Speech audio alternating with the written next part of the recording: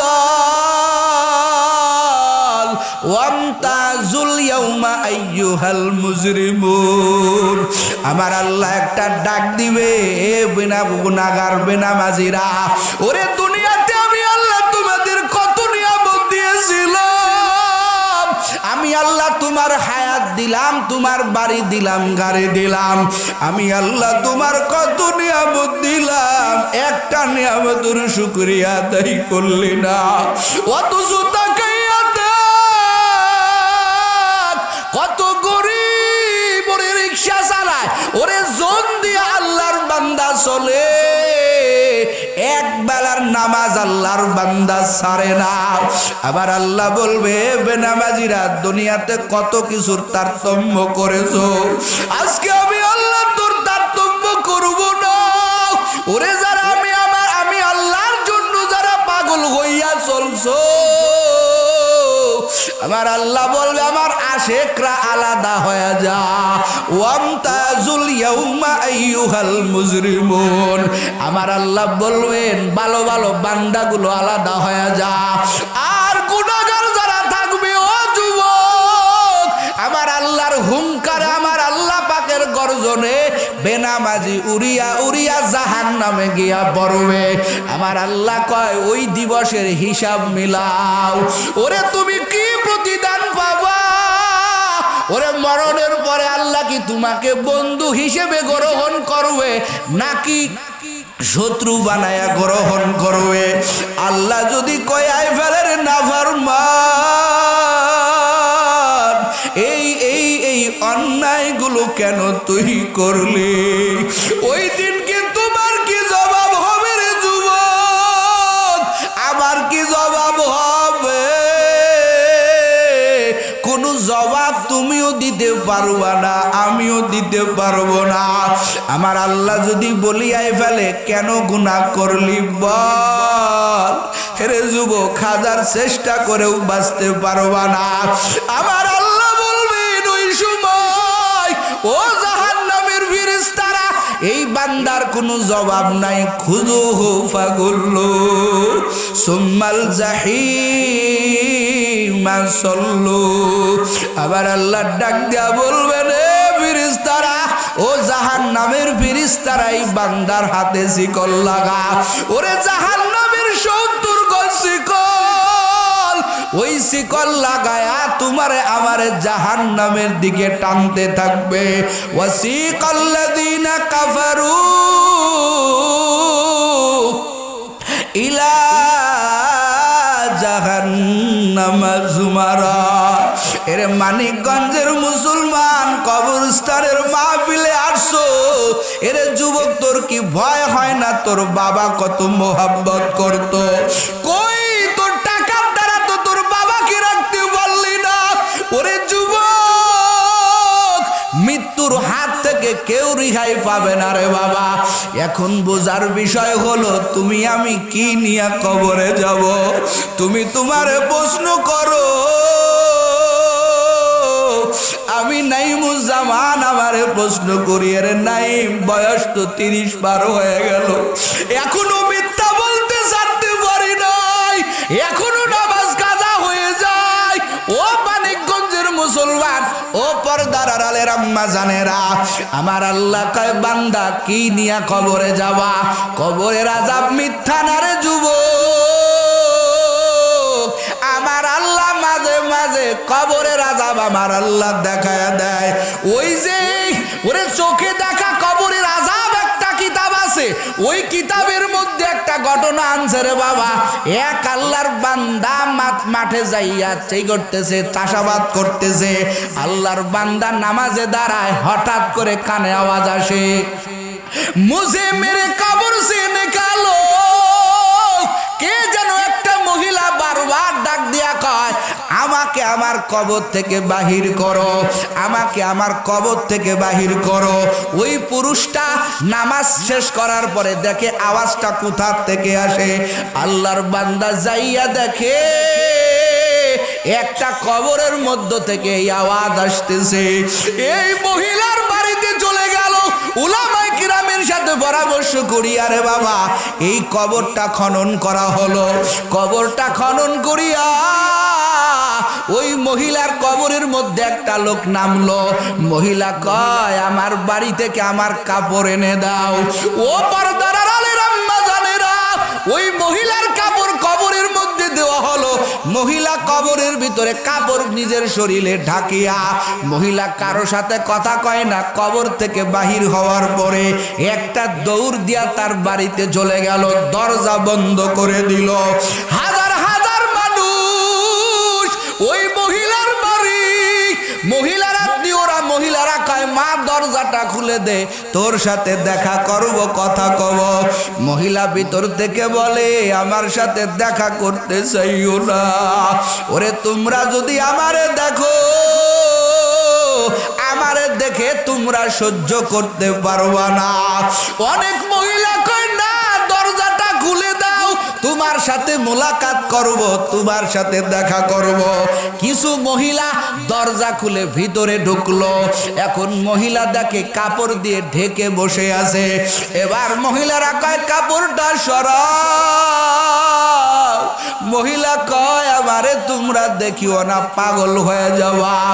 এবার তার মাথার থেকে যখন কাপড়টা সরাইছি, হঠাৎ করে তাকাইয়া দেখে মাথার ভিতরে শুধু খুলিটা আছে, কোনো চুল নাই, কোনো চামড়া নাই, কিছু নাই। ওরে হাতের নখগুলো নাই। মহিলার জিজ্ঞাসা করা হলো মা তোমার কেন এই অবস্থা? মহিলাটা ডাক দেয়া বলেন আমি দুনিয়াতে পর্দা করতাম না, নামাজ পড়তাম না, আমি খোলা মাথায় বাইরে বেড়াইতাম।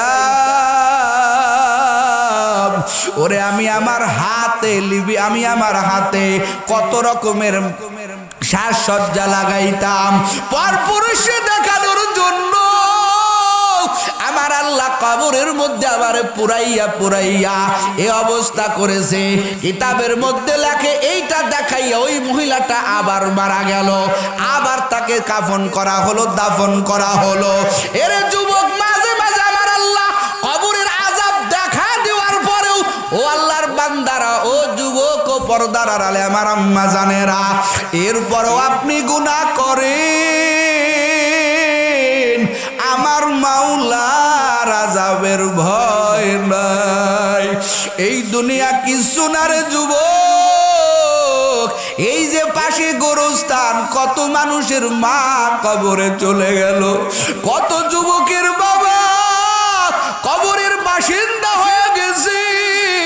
ও আল্লাহর বান্দারা, ও বৃদ্ধ বাবা জানেরা, আপনিও একদিন কবরে চলে যাবেন। আমার আপনার ঠিকানা কবর। এই মৃত্যুর হাত থেকে আমার নবীও বাঁচতে পারে নাই। এই আল্লাহর বান্দারা, এই জন্য আমার মাওলার কাছে কাউ মাওলা আমি কি নিয়া তোমার কবরে যাব? আমি তো জাহান্নামী। আমার মাওলা কয় বান্দা আমি আল্লাহ তোরে মাফ করার জন্য আমি আল্লাহ প্রতিদিন তোরে ডাকি আলা মিম মুস্তাগফিরিন ফাগফির আলা। এরে যুবক, তোর মতো হাজার যুবক এরে মৃত্যুর চিন্তা করিয়া নিজেকে মৃত্যুর খাটে শুয়াইয়া, কত যুবক 5 বেলার নামাজ পড়ে 1 বেলার নামাজ ছাড়ে না, দাড়িতে খুল লাগায় না রে বাবা। এরে বৃদ্ধ বাবা জানেরা, দাড়িটা পেকে সাদা হয়ে গেছে, এখনো বিড়ি ছাড়তে পারেন নাই, এখনো মিথ্যা বলা ছাড়তে পারেন নাই। আর কবে পারবেন? আজকের ময়দানে তওবা করে মনে করেন আপনার আমার জীবনের শেষ মাহফিল। সকালবেলায় আজরাইলের সাথে আপনার আমার মুলাকাত হয়ে যাবে। বাবারে 1 সেকেন্ড সময় দিবে না। তুমি আমি যখন মরিয়া যাব, আমার তোমার খাটের থেকে 1 মিনিটও রাখবে না রে বাবা। তাড়াতাড়ি বারান্দায় শুয়াইয়া দিবি। ওরে কেউ যাবে বাজারে বাঁশ কাটার জন্য, কেউ যাবে বাজারে সাদা কাপড় আনার জন্য, কেউ তাড়াতাড়ি গোসলের ব্যবস্থা করবে, নিম পাতা গরম জলে দিবে, তাড়াতাড়ি তাড়াতাড়ি তোমার আমার গোসলের ব্যবস্থা করা হয়ে যাবে। এরে যুবক, শেষ গোসল কবে জানি তোমার আমার হবে? মুদ্রা ব্যক্তি ডেকে ডেকে বলবেন, নিম পাতা গরম জলে সাজাইয়া মশারির তলে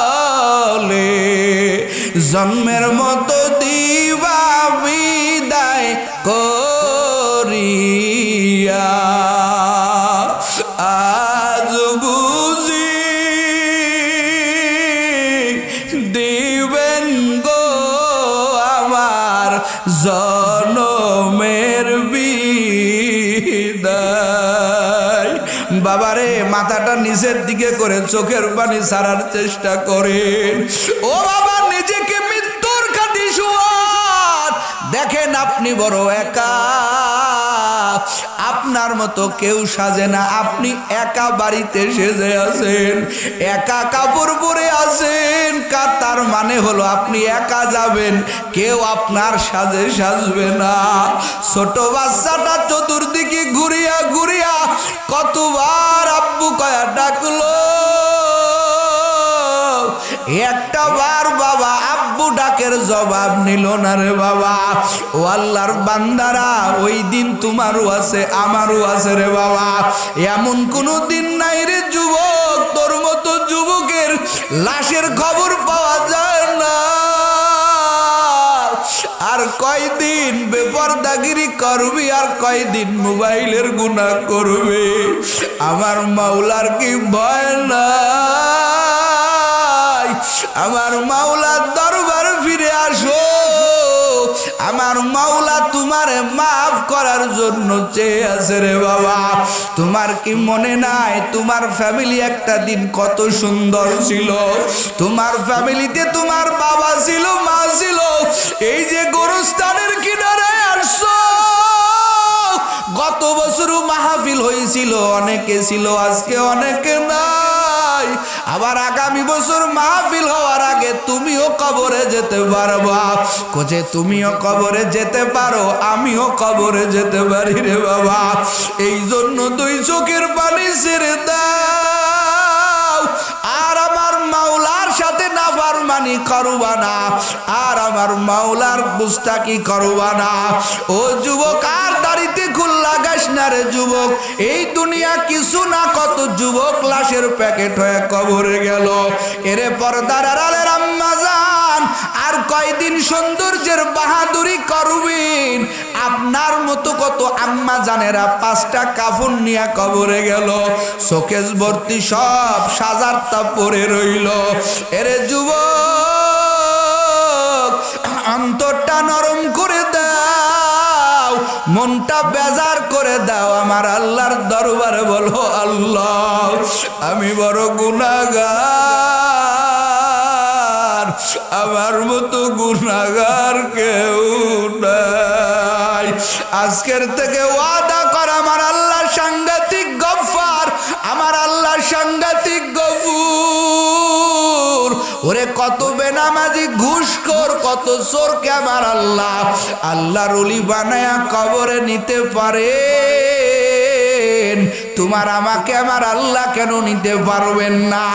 আজকের ময়দানে তওবা করো যুবক, আর নামাজ ছাড়বা না, আর বেপরদাগিরি করবা না, আর মিথ্যা বলবা না, মানুষকে গালিগুলাজ করবা না রে পর্দার আড়ালের আম্মা জান, আর বেপরদাগিরি করবেন না, আর নিজের শরীরটাকে পরপুরুষকে দেখাবেন না, স্বামীর মাল হেফাজত করবেন।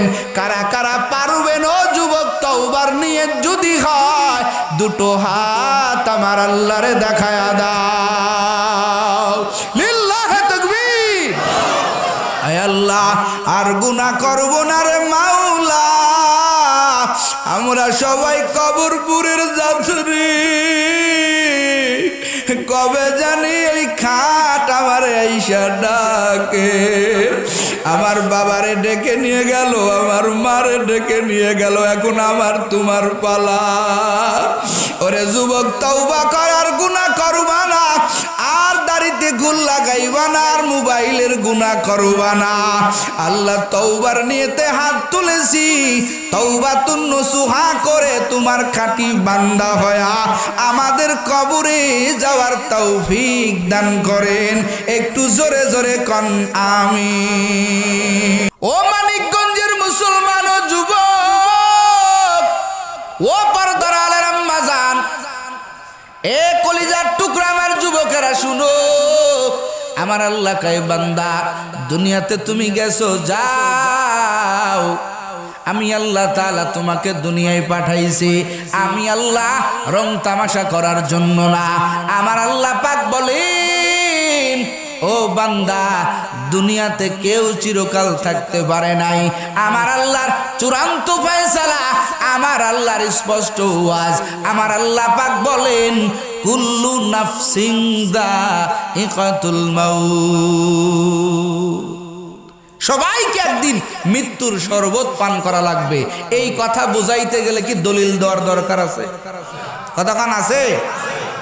নামাজ বুঝাইতে গেলে দলিল লাগে, রোজা বুঝাইতে গেলে দলিল লাগে রে যুবক। ও পর্দার আলের আম্মা জান, কিন্তু দিনের ভিতরে শরীয়তের ভিতরে একটা বিষয় বুঝাইতে গেলে দলিলের দরকার নেই। একটা বিষয় বুঝাইতে গেলে কোনো প্রমাণ লাগে না। একটা হিন্দুর প্রমাণ লাগে না, একটা খ্রিস্টানের প্রমাণ দেওয়া লাগে না, একটা ইহুদির প্রমাণ দেওয়া লাগে না। কারণ চোখের সামনে বাবা লাশ হয়ে কবরে যায়, চোখের সামনে মা লাশ হয়ে কবরে যায়। এই দুনিয়াতে কত মুহাব্বতের মানুষ ছিল, এক এক করে সবাই তারা কবরে চলে গেল। পৃথিবীর টাকা পয়সা ক্ষমতা দিয়ে কেউ কারো সারা জীবন বাঁচায় রাখতে পারে নাই। কথা কোন ঠিক কিনা? মরণ থেকে জিতায় পালাও, মরণ তোমায় নিবে ঘিরি। যদিও সুদূর আকাশ পানে পালাও সেটা লাগিয়ে সিঁড়ি। নদীরে পার ভাঙ্গে উপার গড়ে, এই তো নদীর খেলা। সকাল বেলার ধনী রে তুই ফকির সন্ধ্যাবেলা, সকাল বেলার ধনী রে তুই ফকির সন্ধ্যাবেলা। নদী পথে নৌকা চালাও ও মাঝি ভাই, বেলা ডুবার আগে আগে উপার পৌঁছতে চাই। ডুবে গেলে বেলা রে তোর উঠে না, ভেঙ্গে গেলে মেলা রে তোর জমে না। ঠিক কিনা বলেন? ইহা হাম সব মুসাফির হায়, কবর আখের ঠিকানা। কুই আগে রওয়ানা হয়, কুই পিছে রওয়ানা। কুই আগে রওয়ানা হয়, কুই পিছে রওয়ানা। এই যে আপনাদের প্রধান অতিথি সাহেব বললেন, এই এলাকার তার বাবা একদিন কে না তাকে চিনত, সবাই তাকে মোহাব্বত করত। কথা কয় না? আজকে আসেনি?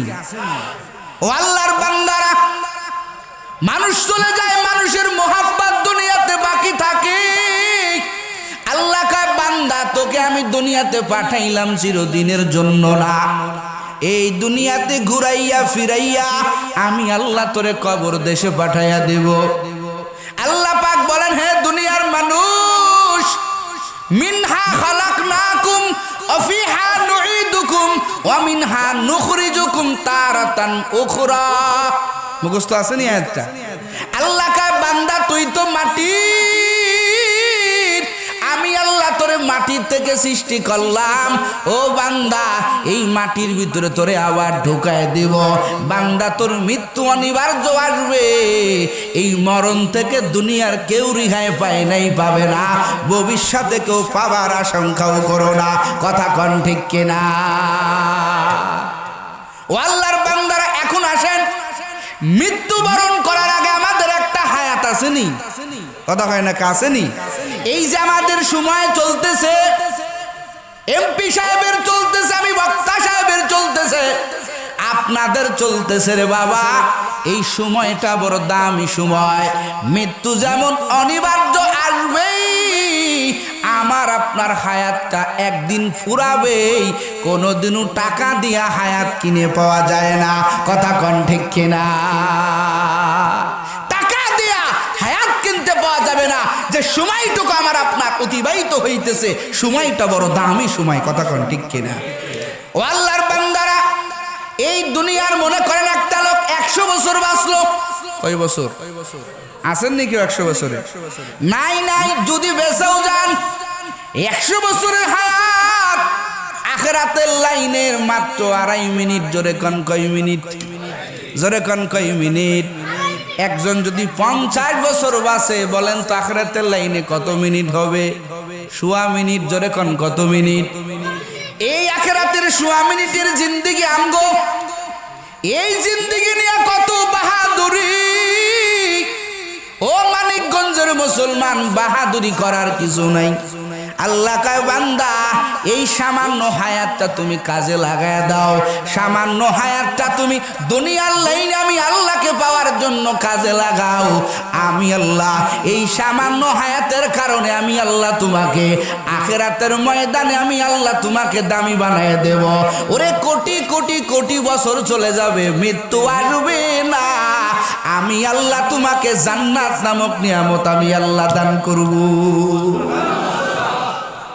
সময় শর্ত হলো দুনিয়ার হায়াতটাকে মূল্যায়ন করতে হবে, আল্লাহর কাছে দোয়াও করতে হবে, আল্লাহ দুনিয়ার হায়াতটা যাতে আমি ভালো কাজে লাগাইতে পারি। সুবহানাল্লাহ।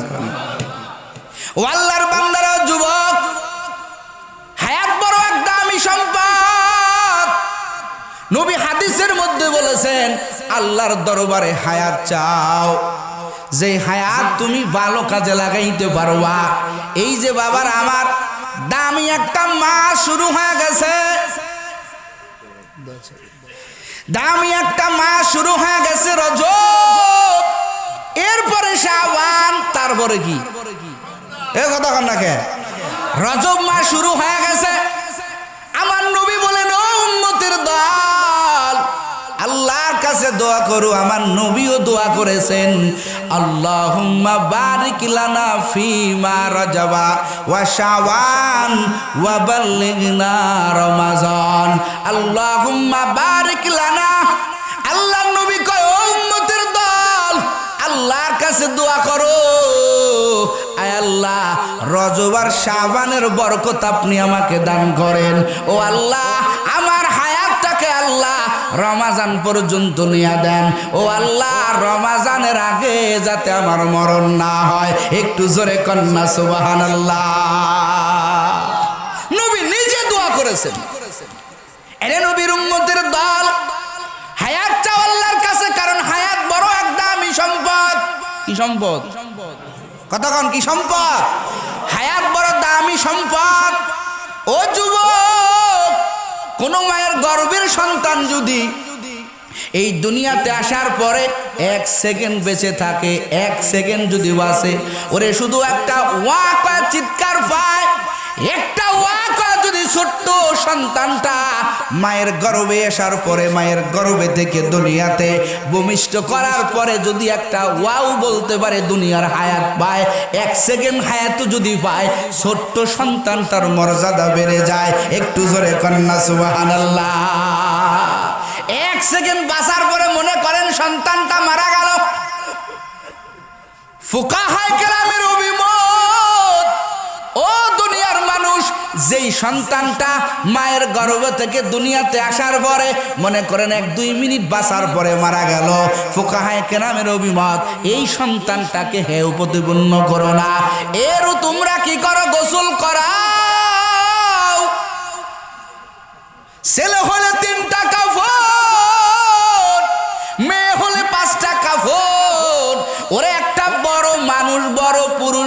মহিলা, বয়স্ক মানুষ, বয়স্ক মহিলা, এর ইন্তেকালের বেলায় যতগুলো কাজ করা হবে, একটা পেটের বাচ্চা, ছোট মানুষ, ওরে দুনিয়াতে 1 মিনিট বাঁচার পরেও যদি মরে যায়, ওর বেলাও কোনো কিছুর কমতি করা হবে না।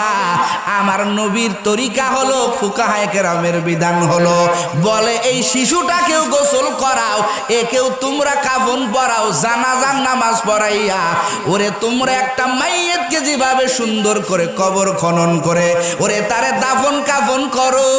এই বাচ্চাটাও দুনিয়ার হায়াত পাওয়ার কারণে আমার আল্লাহ সমস্ত মর্যাদা ওকে দান করেছে। পক্ষান্তরে একটা মায়ের পেটের গর্ভের সন্তান যদি মৃত অবস্থায় দুনিয়াতে আসে, আমরা তারা কি করি? জানাজা পড়াই। এই কথা কর না কে পড়াই? জানাজা নাই, কাফন নাই, গোসল নাই। নবীর তরিকা তারে ওইভাবেই কি করে দাও, মাটিতে দাফন করে দাও, একটা গর্ত করে ঢুকায়া দাও।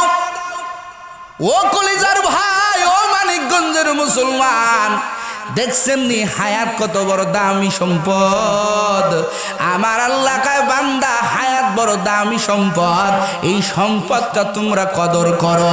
আমার নবী বলেন, ও উম্মতের দল, ইগতানিম খামসান কাবলা খামসিন। আমার নবী কয়, ও সাহাবায়ে কেরাম, ও আমার উম্মতের দল, 5টা জিনিস তোমার কাছে আসার আগে তোমরা 5 জিনিসকে মূল্যায়ন করো। এর মধ্যে আমার নবী প্রথমটা বললেন, হায়াতাকা কাবলা মাউতিক। এরে উম্মতের দল, ওরে মৃত্যু আসার আগে তুমি তোমার হায়াতটা মূল্যায়ন করো, হায়াতটা কদর করো। কারণ যখন ফুরিয়ে যাবে, 1 সেকেন্ড সময় তোমাকে আমাকে দিবে না। কথা কন ঠিক কিনা? কাউকে দিছে? এ কথা কন দিছে? ফাইযা জাআ আজালুহুম লা ইস্তাখিরুনা সাআতাও সাআতাও ওয়ালা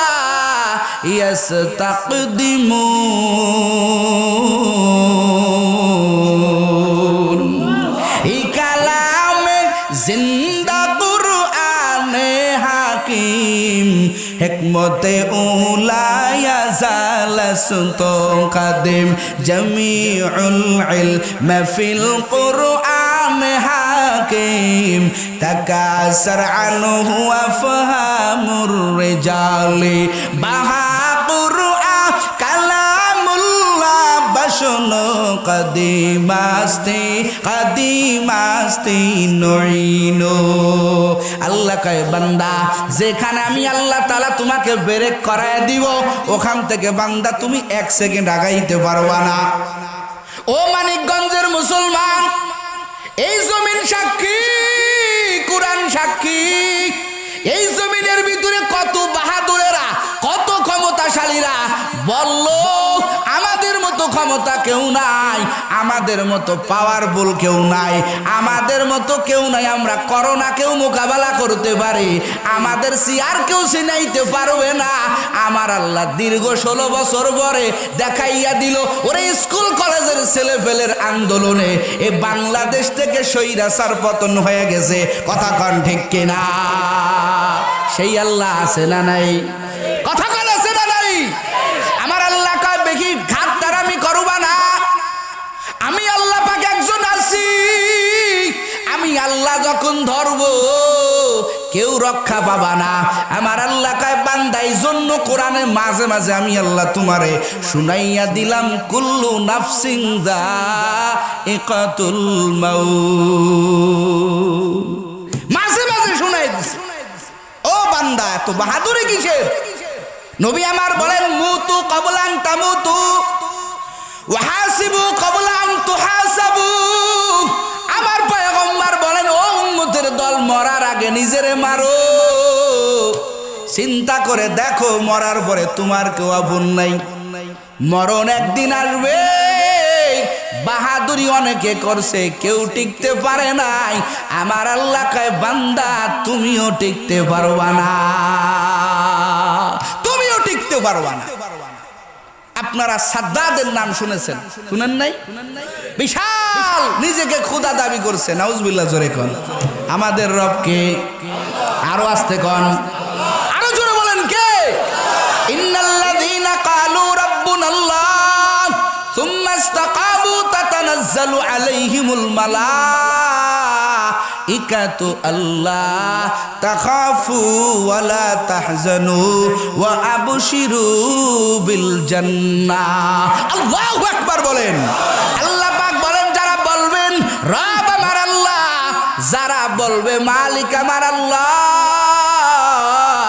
আমার আল্লাহ কয় ওই বান্দার কোনো টেনশন নাই, ওই বান্দার কোনো পেরেশানি নাই।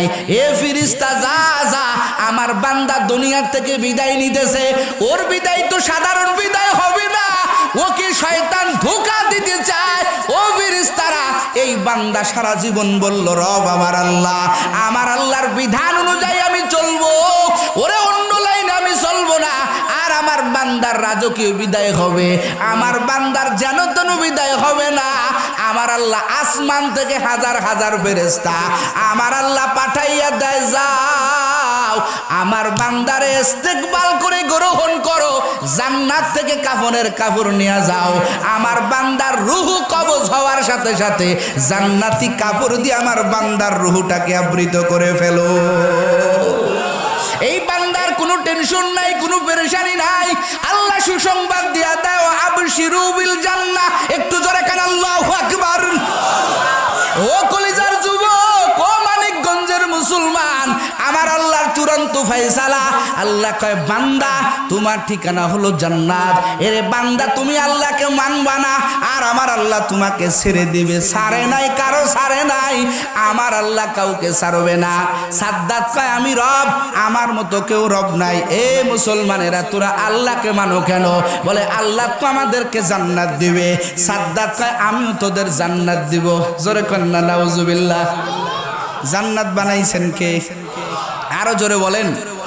কেমন জান্নাত রে যুবক? দুনিয়ার রেস্টুরেন্টে যাইয়া, দুনিয়ার পার্কে যাইয়া পাগল হয়ে যাও, কত সুন্দর। আর আমার আল্লাহ কোরআনে বয়ান করে দেয় ওয়ালাকুম ফিহা মা তাশতাহি আনফুসুকুম ওয়ালাকুম ফিহা মা